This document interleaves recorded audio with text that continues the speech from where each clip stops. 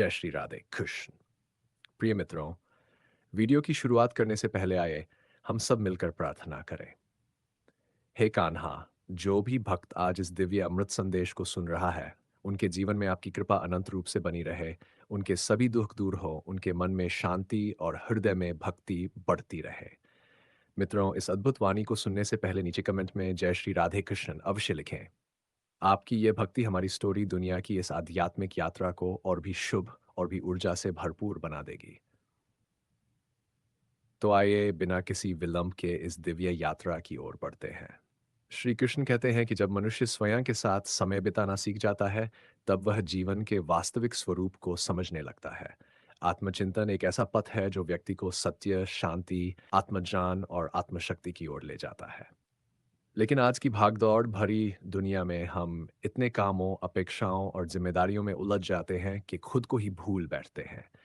हर दिन नई चुनौतियां, नई उम्मीदें और समाज के बोझ हमें अपनी आत्मा की आवाज़ सुनने का अवसर ही नहीं देते। जबकि सच यह है कि जब कोई मनुष्य अकेले बैठता है, तभी उसे स्वयं को देखने का, समझने का और जीवन के असली उद्देश्य को परखने का मौका मिलता है। ठीक वैसे ही जैसे एक शांत झील का पानी स्थिर होने पर अपना प्रतिबिंब साफ दिखाता है, उसी तरह जब मन शांत होता है तो व्यक्ति अपनी असली पहचान को देख पाता है।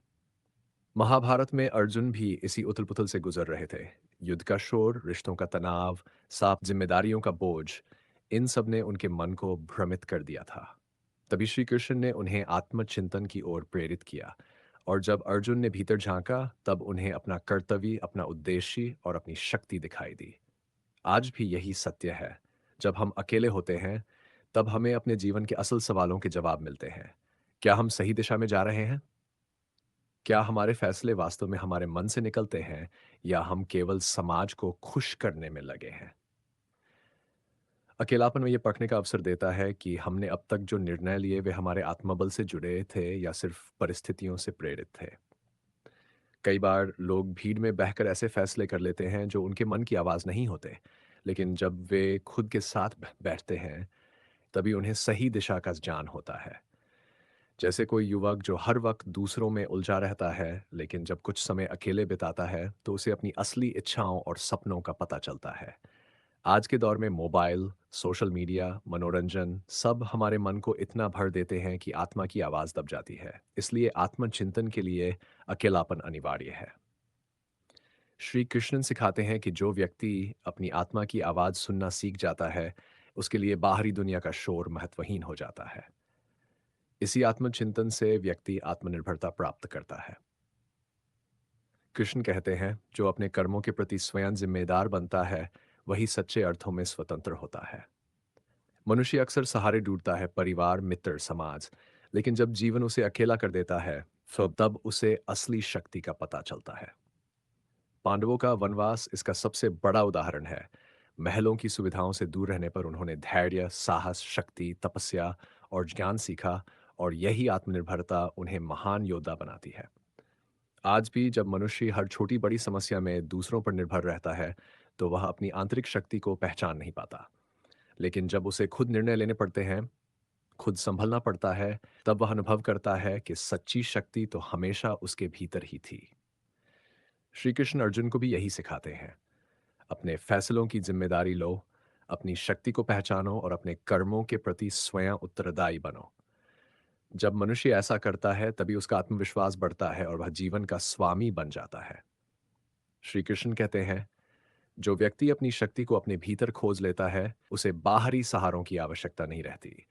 निर्भरता केवल भ्रम है, यह मनुष्य को कमजोर बनाती है। सच्ची स्वतंत्रता तभी मिलती है जब हम दूसरों की उम्मीदों से बाहर निकलकर अपने पंखों पर उड़ना सीखते हैं। ठीक जैसे एक पक्षी जो पहली उड़ान में डरता है, लेकिन जब हवा के सहारे पंखों की ताकत महसूस करता है, तब उसके भीतर का डर मिट जाता है और वह आकाश का मालिक बन जाता है। द्रौपदी का जीवन भी हमें यही सिखाता है। जब उसने हर सहारे को टूटते देखा, तब उसने केवल कृष्ण पर पूर्ण विश्वास किया और वहीं से उसके जीवन में दिव्य शक्ति का संचार हुआ। आज भी कई लोग भावनात्मक रूप से दूसरों पर निर्भर रहते हैं। उनकी खुशी, उनका दुख, उनका मन सब बाहरी लोगों पर टिका होता है। लेकिन जब मनुष्य यह समझ लेता है कि जीवन उसकी अपनी जिम्मेदारी है, तब वह निराश नहीं होता, क्योंकि उसकी उम्मीदें अब दूसरों से नहीं बल्कि खुद से जुड़ी होती हैं। रिश्तों की पहचान भी कठिन समय में ही होती है, जब संसार तुम्हें छोड़ दे और तब भी कोई तुम्हारे साथ खड़ा रहे, वही सच्चा अपना है। जो संबंध जल की तरह हर परिस्थिति में बहते रहें, वही प्रेम का वास्तविक रूप है। इसलिए जब जीवन तुम्हें अकेला कर दे, उसे दुःख नहीं, अवसर समझो। अपनी नाव खुद चलाने का अवसर, अपने पंखों को पहचानने का अवसर और अपने जीवन को अपने तरीके से जीने का अवसर। यही सच्ची स्वतंत्रता है, यही आत्मबल है और यही वह दिव्यता है जिसे कृष्ण हमें सिखाते हैं। तो मित्रों, इस दिव्य संदेश को यहीं समाप्त करते हैं। फिर मुलाकात होगी अगली प्रेरणादायक वीडियो में। तब तक अपना ध्यान रखें, मुस्कुराते रहें और हृदय में प्रेम और भक्ति बनाए रखें। जय श्री राधे कृष्ण।